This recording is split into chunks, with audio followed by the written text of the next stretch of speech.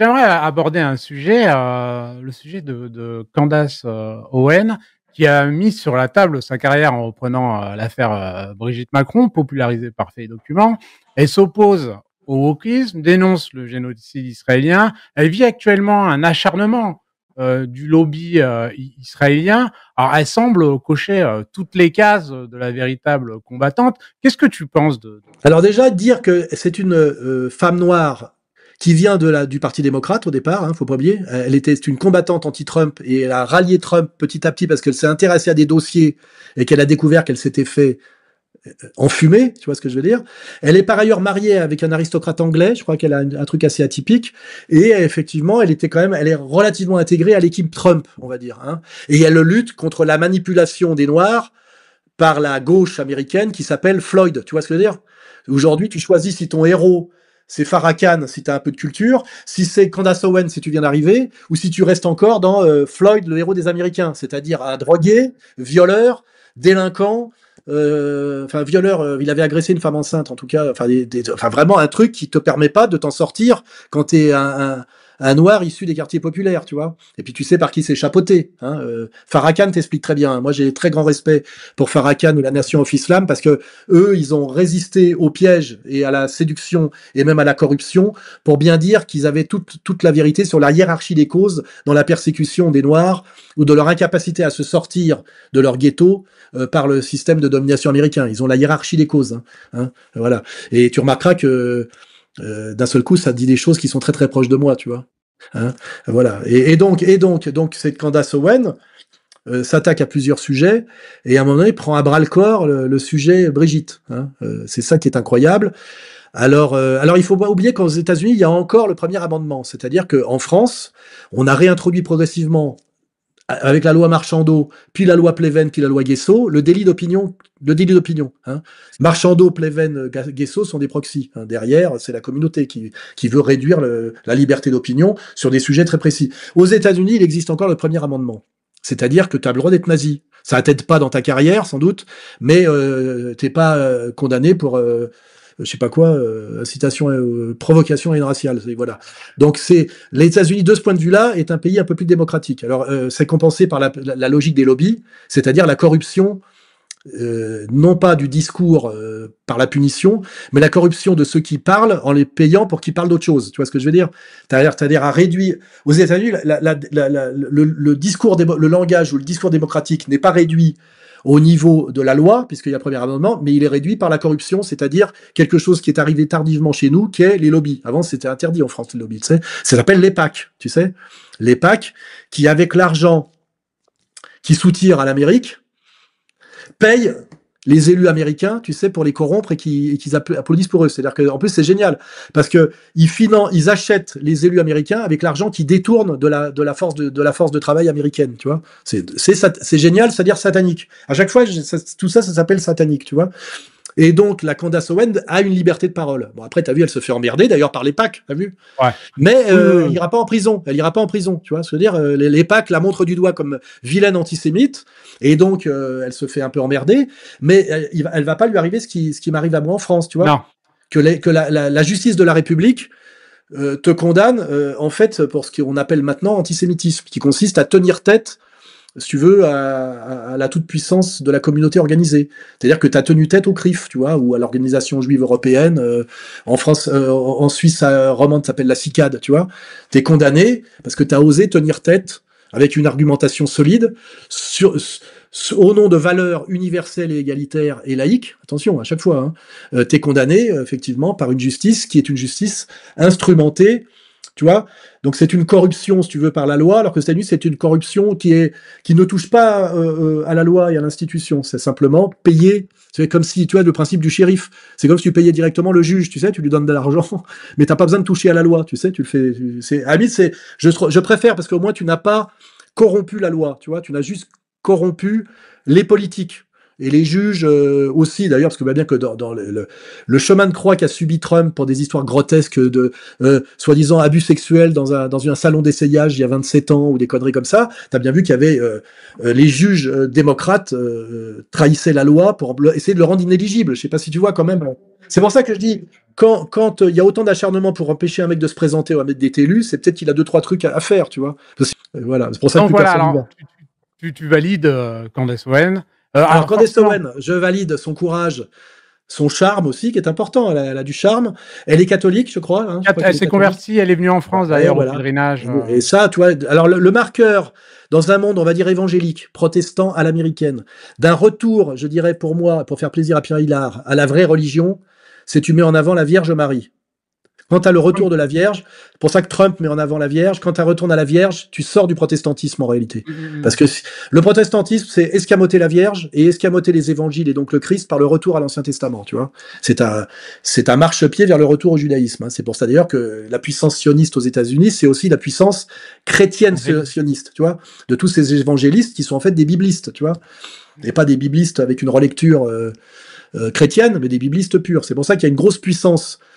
Je dirais, la puissance sioniste aux États-Unis s'explique par la puissance du lobby israélien, mais aussi par le suivisme, tu vois, on va dire de protestants à l'américaine, tu vois. Et quand tu renoues avec la Vierge Marie, ça veut dire que tu es sorti déjà d'un point de vue de la spiritualité de ce cercle-là, tu vois, de ce cercle, de ce noyau dur israélien, juif pur, et aussi de ce cercle élargi qui est, qu'on appelle les chrétiens sionistes, tu vois, ou les judéo-chrétiens. Les judéo-chrétiens, ça existe, c'est ça, tu vois, ça n'existe pas en France, ça n'existe pas théologiquement chez nous, mais les judéo-chrétiens, c'est ça, c'est cette alliance du bibliste protestant à l'américaine et du juif pur, tu vois. Et Trump est l'air de rien, d'un point de vue déjà symbolique, et je pense que il fait pas ça pour rien, de remettre la Vierge Marie chaque fois qu'il le peut en avant, ça veut dire qu'il retourne à la vraie religion du vrai Christ, tu vois. Je serais pas étonné d'un rapprochement avec Mel Gibson à un moment donné, tu vois. Moi qui ai du pif, tu vois, à un moment donné que Mel Gibson rejoigne l'équipe. Je rappelle aussi que le Kennedy, à qui Trump a confié la lutte contre Big Pharma, c'est intégré par satanisme fauci, tu sais, les mecs qui sont derrière toutes les saloperies de ce qu'on appelle le complexe pharmacochimique mondial et notamment américain. Kennedy, qui est un catholique dont le père et l'oncle ont été assassinés. Et là, il faut lire les bouquins de Guilléneau sur qui a commandité l'assassinat de Kennedy et pourquoi. Je rappelle que c'était le premier président catholique américain, ça veut dire quelque chose. Il a été assassiné, lui et son frère, parce qu'il voulait faire des choses qui vont dans le sens de la paix mondiale. Voilà, il voulait éviter le durcissement comment dirais-je, de la guerre froide, tu vois, et il a fallu le buter, lui et son frère, pour qu'ils puissent pas le faire. Donc on a vraiment des méchants qui, pour arriver à accomplir leur calendrier, assassinent les présidents et les futurs présidents. Ça rigole pas, les États-Unis. Hein. Là où on assassine le plus de présidents et qu'on tente le plus d'assassinats contre des présidents, c'est aux États-Unis d'Amérique. Aux États-Unis, ouais, c'est dingue. C'est le record. Hein. Et donc, j'ai un peu dévié là. On était sur en fait qu'il y a un espèce d'alignement de planètes entre la volonté de Trump de régler la question LGBT, comme je l'ai dit, qui est très liée à la sexualisation des enfants, et derrière lequel se tient ce que j'appelle le plus du LGBTQ+, c'est les pédophiles, c'est les seuls qui ont intérêt à aller jusqu'au bout dans ce délire, qui est en fait concrètement une stérilisation des garçons et des filles qui veulent transitionner, puisque ça s'appelle une double stérilisation, et c'est l'extinction, je rappelle, de la race blanche, parce que les personnes d'autres n'en veulent, hein. Tu vois ce que je veux dire? Donc, tu vois très bien que Trump, qui combat le LGBTisme, comme par hasard, il a fait péter Trudeau, et je pense qu'il veut faire péter aussi Macron et Brigitte, pour les mêmes raisons.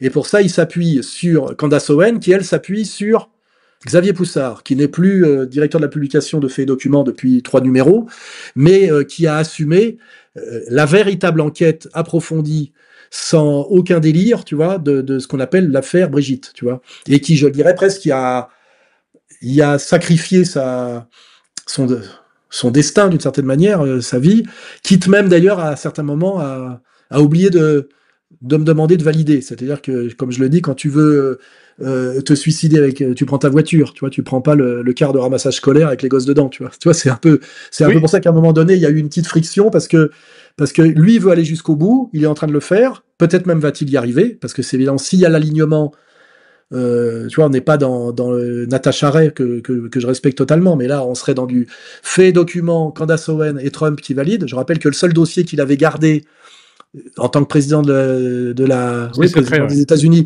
et qu'on est venu lui chercher à Mar-a-Lago, c'était le dossier Macron.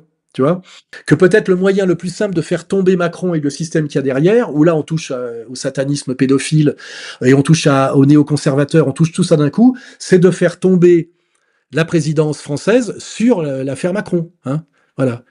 Et donc peut-être qu'effectivement, de ce point de vue-là, Xavier Poussard, dans son jusque-boutisme qui pouvait m'apparaître suicidaire, est peut-être quelque chose qui est viable, tu vois ce que je veux dire, tu vois, et qui serait du niveau de l'affaire, tu sais, comment ça, du Watergate, tu sais, aux États-Unis, un truc qui te fait tomber un président, tu vois, et qui te vaut le prix Pulitzer, tu vois ce que je veux dire, tu vois, c'est possible. Le problème, c'est que il fallait quand même à un moment donné consulter ses partenaires, tu vois, dans cette opération pour savoir si on allait aussi loin ou pas, tu vois, et qu'à un moment donné, comme j'ai pas été consulté, moi et les gens qui ont la juridiction morale sur cette affaire, tu vois, et actionnaire, j'ai pas pu valider jusqu'au bout parce qu'avec les éléments que j'avais, je pouvais pas le faire. Et puis en plus, quelque part, il y avait aussi quelque part le rêve américain, tu sais. À un moment donné, c'est je pars en Amérique, quoi, tu vois. Mais s'il part, il part tout seul. C'est-à-dire qu'en fait, il nous lâchait un peu, tu vois ce que je veux dire. Il nous lâchait. Avec en plus les emmerdes, tu vois ce que je veux dire, tu vois. Parce que moi, j'étais pas protégé dans cette histoire, tu vois. Donc, à un moment donné, voilà. C'est pour les gens qui veulent savoir un peu l'histoire fait document Poussard. On est un peu dans c'est compliqué. Parce que même moi, je comprends au fur et à mesure l'évolution de son attitude, la communication qui se met à se dérégler, des réactions étranges, etc. Et là, je commence à comprendre effectivement la cohérence de son jusqu'au-boutisme, parce qu'effectivement, si Candace Owen est alimentée par Poussard, mais sécurisée par Trump, ça devient jouable, tu vois. Et là, on est vraiment sur faire tomber la République. Et là, je dis chapeau, tu vois. Mais le problème, c'est que voilà, l'histoire s'arrête pas là, tu vois. D'accord, donc tu es en train de dire que Xavier, oui, donc il serait peut-être... il est en contact avec Candace, c'est clair. Et que l'idée derrière, c'est que Trump fasse Trump tomber... veut faire tomber l'Élysée en sortant ce dossier. Tu vois, il n'a pas besoin de le sortir personnellement, il a besoin de faire en sorte que ça devienne mondial et qu'on puisse plus dire, que Hanouna puisse plus dire c'est une fake news, tu vois, qu'on n'en soit plus à ou alors je sais pas quoi là, tu sais le petit triumvirat là les fact-checkers là, tu vois. À un moment donné, quand il y a tellement d'éléments de preuves qu'il y a quelque chose qui va pas dans le narratif officiel, tu vois. Alors moi, j'ai pas tout le dossier, mais si en plus il y a eu des pièces qui sont arrivées en plus que je connais pas, ça va. Là, je peux te dire que on comprend pourquoi à ce moment-là. Quelque chose qui nous paraît complètement aberrant, c'est-à-dire que l'Élysée envoie une lettre pratiquement de menace à Candace Owen pour lui dire de ne pas sortir le dossier, alors que Candace Owen ne risque rien aux États-Unis. Elle est entièrement protégée par la Constitution américaine et même sans doute par Trump. Et ça veut dire que si ils produisent cette menace par voie d'avocat, ce qui semblerait vérifié d'après le journal Le Parisien, c'est qu'ils sont en panique, tu vois. Et elle a dit qu'elle balançait tout le 30. Et entre aujourd'hui et le 30, on a l'investiture. On a l'investiture de Trump. Et on a déjà... n'oublie pas qu'on a Nigel Farage, qui est piloté par Musk pour renverser le pouvoir anglais, aussi sur des questions de pédophilie, avec tu sais, le président du parti ouvrier juif, ce qui est un oxymore, t'as vu, qui vient de tomber, là. Le mec à casquette rouge, là, qui vient de tomber pour pédophilie, tu vois. C'est un haut gradé de la gauche anglaise, qui fait partie des mecs qui ont chassé Corbyn, tu sais, et qui l'ont chassé pour antisémitisme, rappelle-toi, tu vois.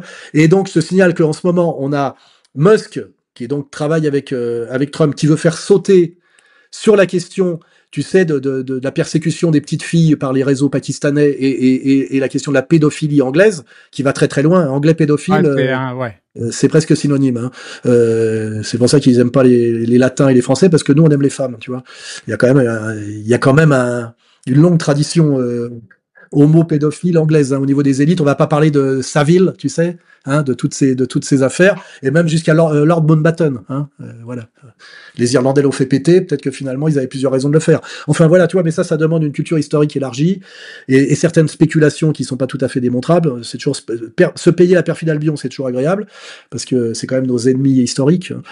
Et là, en ce moment, on voit très bien que par différents biais, on a quand même celle qui s'habille en rose, la Trudeau, qui vient de démissionner. Hein, il démissionne. Hein, il y a de la pression. C'est peut-être qu'on lui dit soit tu démissionnes, soit on sort les dossiers. On a Farage, piloté par l'homme le plus riche du monde, Musk, qui est dans l'équipe de Trump, qui veut faire sauter le pouvoir anglais actuel, qui est de gauche, et qui est de gauche avec toutes les casseroles que ça veut dire depuis que la gauche n'est plus la gauche sociale, mais la gauche sociétale. Hein, c'est la gauche LGBT, la gauche woke, LGBT. On a sans doute la volonté, dans cette même logique, de faire sauter la Macronie, est-ce que ça représente, par le moyen le plus rapide, qui est, tu sais, le tendon d'Achille, qui s'appelle Brigitte, tu vois. Et d'un seul coup, le puzzle est cohérent, tu vois. Enfin, le puzzle est complet. Et là, moi-même, je finis par comprendre exactement pourquoi Xavier Poussard est allé aussi loin dans son enquête, dans sa brigitologie, au point même de nous oublier et d'oublier faits et documents. Parce qu'à la fin, il dérivait à un tel point que on l'avait perdu, tu vois. Et moi, en fait, j'ai sauvé faits et documents parce que c'était quand même mon devoir moral en tant que c'est à moi que ça a été confié et c'est demandé par les actionnaires majoritaires. Et on refait faits et documents. La vocation de faits et documents, c'est pas de faire de la brigitologie exclusive pendant 2 ans, tu sais, et qu'est-ce que c'était devenu, tu vois.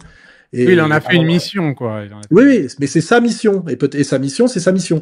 Mais quand tu travailles en équipe, dans ce qu'on appelle un collectif, tu demandes à tes partenaires s'ils valident, et puis tu réfléchis aux effets secondaires, tu vois, pour eux, tu vois. Parce que moi, j'ai pas la connexion Candace Owen-Trump, tu vois.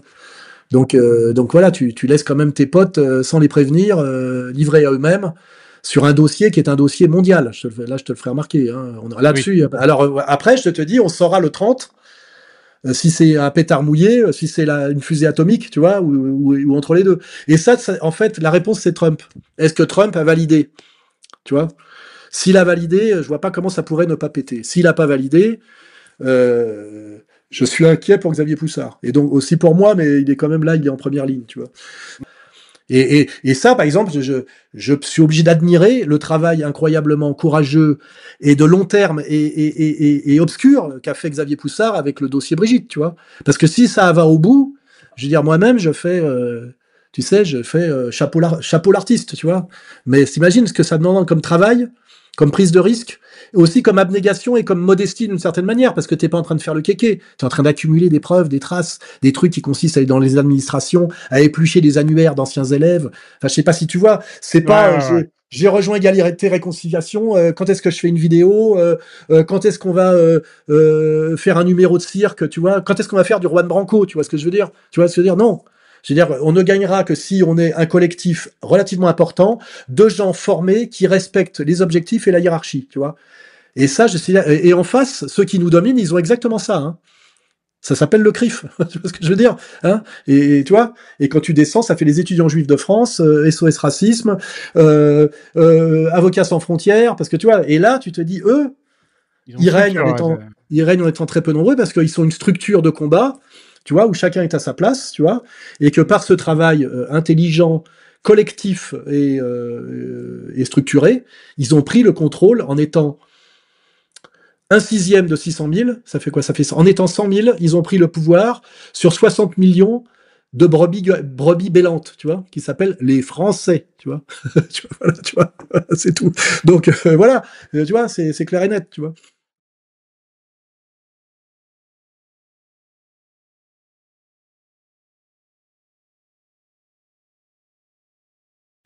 Ensuite, il y a eu la journaliste Natacha Ray qui venait de participer à une enquête. Ce n'est même pas elle qui a publié la série en 6 parties que j'ai vue, qui a été publiée par Xavier Poussard. Natacha Ray a un cancer, elle n'a pas d'argent, cela fait 1 an qu'elle se bat contre les Macron devant les tribunaux et qu'elle perd. On dit qu'il s'agit essentiellement d'un procès pour l'exemple, qu'ils avaient ce pouvoir et qu'ils l'ont toujours eu, qu'elle a été déclarée coupable pour des choses qu'elle n'a en réalité et factuellement jamais dites, qu'elle ne bénéficie pas d'un traitement équitable au tribunal. De nombreux dossiers sont verrouillés de sorte que les gens n'ont pas vraiment une vision claire de ce qui se passe. Et vous n'allez pas le croire, son avocat François d'Angloan, lui aussi, depuis qu'il a pris la défense de Natacha Ray, la justice lui est tombée dessus. La volée, selon lui a pris son fils de 3 ans. Il y a une espèce de mafia centrale qui est sur son dos et qui a montré un faux procès contre lui pour essayer de le jeter en prison. Mais cela n'a pas fonctionné et il se bat toujours aux côtés de Natacha Ray afin d'essayer de faire sortir l'histoire. Et bien sûr, l'homme qui est au cœur de tout cela, la personne qui a révélé l'histoire de cette transition est Xavier Poussard.